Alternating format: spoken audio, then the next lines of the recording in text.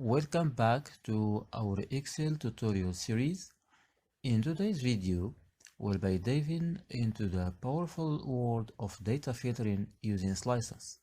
Slices are a fantastic tool that can help you analyze and visualize your data in Excel with just a few clicks.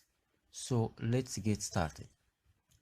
To begin, make sure you have your data set ready in Excel. It can be a table or a pivot table. So click anywhere here, then press Ctrl T or Ctrl L, then check this case. My table has headers, then OK. As you can see, then select what color, any color that you like. Then go to Insert and click on Slicer.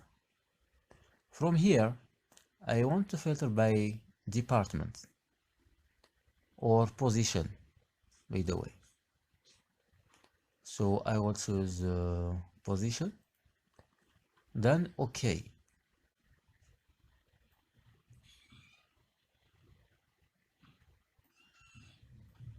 Adjust it like this. Then from here you can select if you like 2 columns or 3, as you can see here.